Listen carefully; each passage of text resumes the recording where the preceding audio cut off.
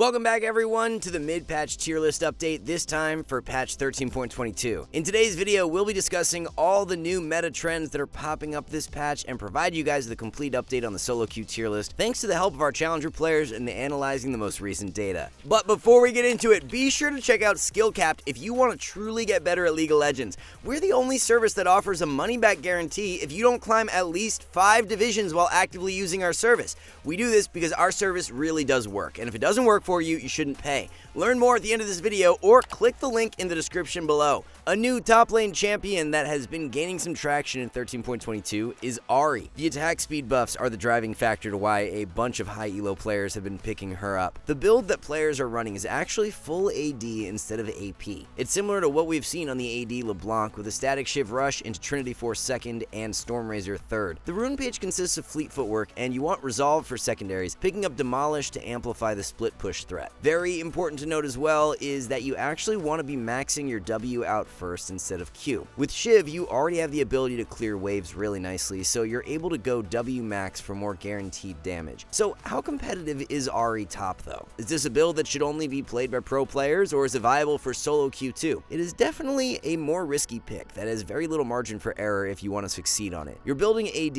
and are playing to be a strong split push threat, so if you fall behind the curve early on, there's really no coming back, even if you eventually get your items. You have to snowball early on with Ahri top, which doesn't make her the greatest pick for the average player. We wanted to make you guys aware of Ahri top because it is seeing a lot more play this patch, but we would recommend staying away unless you are really competent on your Ahri, as it's being placed in the top lane C tier.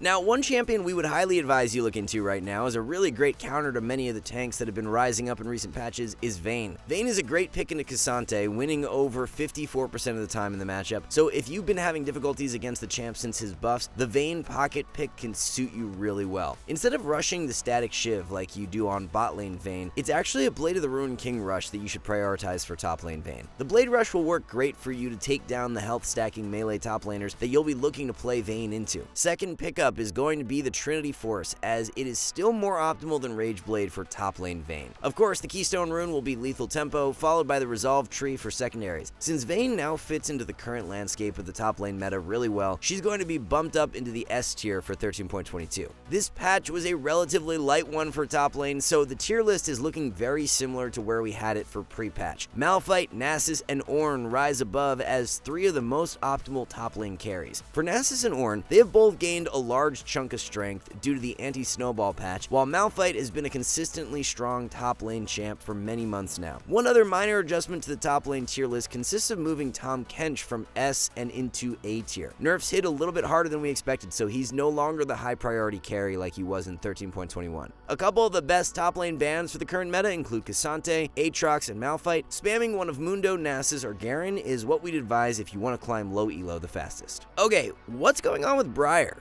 2 patches in a row now, Riot have nerfed the champion, but analytically, she has not budged at all. Scaling power of Briar was chopped quite significantly this patch, but based on her win rate, it's like nothing even happened at all. When digging a little more into this, turns out Riot decided to sneak in over 7 bug fix changes to Briar. If you control F Briar in the patch notes, you can see she takes up almost half of the entire bug fix changes for this patch. So even though they directly nerfed Briar, by issuing these bug fix changes, it has in a way canceled out those nerfs and left her in a power neutral state. Power neutral being a good thing in this case because Briar has been one of the best junglers in recent patches. So overall, the impact of the nerfs have been drastically reduced by the bug fix changes, and therefore Briar is going to be moved back up into the jungle OP tier for mid patch. One of the biggest winners from the mage attack speed buffs was not actually a champion played in the mid lane, and instead a jungler, being Taliyah. The base attack speed buff is actually huge for Taliyah in the jungle because it allows her to clear camps a bit faster. In the mid lane, you may be throwing in the odd auto attack or two during a trade, but in the jungle, you're literally autoing all the time, which makes this buff way more impactful for Taliyah jungle. Analytically, Taliyah jungle has seen over a 1% spike in win rate due to this buff, which is quite substantial, especially considering the buff was not even aimed at helping Taliyah jungle in the first place. As a result of this buff, we will be giving Taliyah a push up the tier list for mid patch, going from A into S tier. So if we take a look at the complete jungle tier list, it's going to be Briar, Nocturne, and Jarvan as the OP carries. Graves was one other jungler who was nerfed for this patch, and the changes have played out to our expectations. Graves is still a great great carry jungler, but just a cut below the OP tier picks now, so he finds a spot in the S tier. Rammus buffs this patch have actually been extremely impactful, and he is back to being one of the best junglers, especially for the lower ranks. If you want to climb out of low elo from the jungle, our new website course provides you with the exact blueprint, and it has just been uploaded for you guys. There's actually a pretty good mix of AP and AD junglers to choose from in the current meta right now. You've got Briar, Nocturne, and Jarvan leading the way for your physical damage carries. Talia and Morgana, both buffed over the past few patches, are amazing magic damage carries and should not be slept on. Morg is exceptionally strong for the lower ranks in 13.22, while Shyvana and Nocturne are also great options. A few of the best jungle bans for the patch include Briar, Jarvan, and Evelynn. So the big mid lane changes this patch were the attack speed buffs to many mages, and one mage who is looking much stronger as a result is Anivia. Anivia has always been one of the more difficult mid lane champions to CS with, just because her auto attack animation is quite slow, which makes timing your CS more difficult than the average champ. By increasing Anivia's base attack speed, this makes securing farm a little easier early on in lane. A buff like this may seem kind of worthless for a mage on paper, but if it ends up helping you secure even a few extra CS in lane, that can make a big difference in completing a key item like Rod of Ages a bit faster. Now, it does still look like running the attack speed shard in runes is more optimal than the adaptive damage despite this attack speed buff. In the pre-patch tier list, we theorized that with the attack speed buff, you may not need to run the attack speed rune anymore, but it is not played out that way. All in all, Anivia is looking like one of the most underrated mid lane champions in 13.22, as she finds a spot in the S tier. Another big winner from the attack speed buffs this patch has been LeBlanc. LeBlanc has gained around 1% in win rate from the buffs, which is far greater than all the other mages. Main reason for this is because LeBlanc was actually buffed in more than one way. Anivia, for example, only had her base attack speed buffed, but LeBlanc not only had her base attack speed buffed, but her attack speed ratio as well. Some players have gone back to building static Shiv as a result of these changes, but it's really not even close to performing as well as standard AP with Eluden's Rush. Even with these buffs, considering LeBlanc's relative power level prior to them, changes have not really moved the needle enough to propel LeBlanc significantly back into the meta, but she will be moved out of C tier and into B for the mid-patch update. For the mid lane tier list, everything is shaping out to our expectations so far. Attack speed buffs to Orianna and Syndra have further solidified their spots in the meta as two of the premier carry champions. The buffs to Brand have actually helped them out more for mid lane than they have for support in 13.22. It makes sense considering Riot increased the scaling power of Brand E, and he is able to get levels and gold much easier in mid lane than support to take advantage of the buffs. Mid brands have liked maxing E out second in recent patches as well, so the buffs have just made his mid game spike that much better. If you're looking to add a good teamfight mage to your champion pool, Brand mid is definitely one of the more slept on options right now and works especially well for low elo. A few of the more optimal mid lane bans for 13.22 include Orianna, Naafiri, and Sylas. Mal's, Aurelion Sol, and Naafiri are a few of the best low elo carries for mid lane.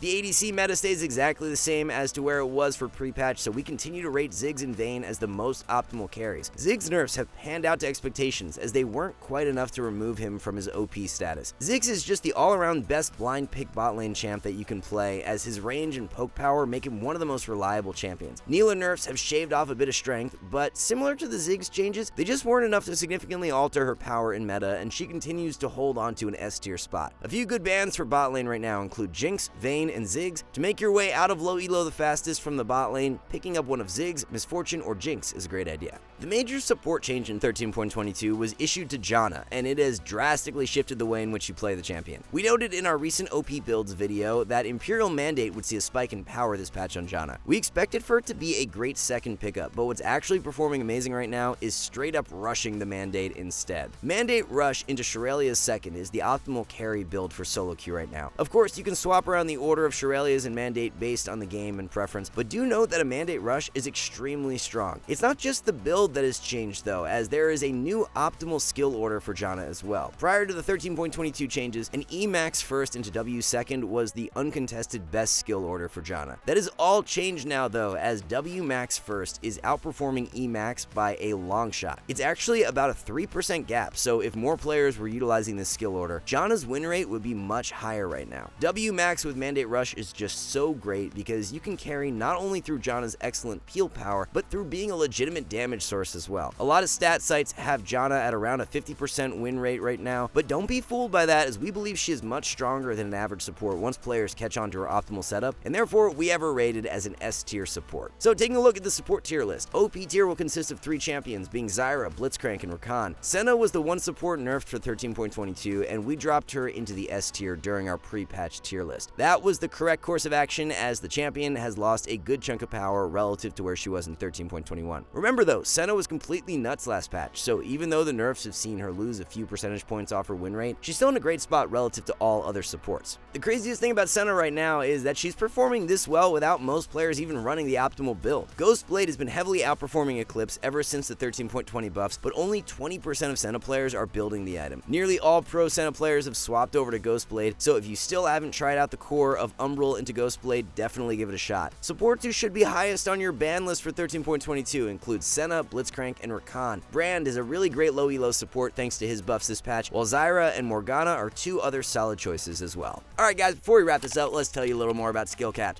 So, we offer a 5-division rank up guarantee, and think that's a pretty crazy thing to offer. It's like a gym membership guaranteeing you'll get ripped. Your local gym would go bust if they offered that, right? Not us. We've offered this for years because our service really does work. It works so well, in fact, that we're able to produce by far the largest catalog of premium league guides on the internet. We add over 20 videos a week, with over 1,600 guides curated into over 100 courses no one can compare. We've also sent challenger players into Elo Hell 714 times and counting, where they commentate how to carry live. They also respond to all questions asked. Sign up today for as little as $6.99 a month if you are serious about improving. So that's going to cap it all off for our latest update on the solo queue tier list. Thanks for watching, everyone. Good luck in solo queue. We'll see you back soon.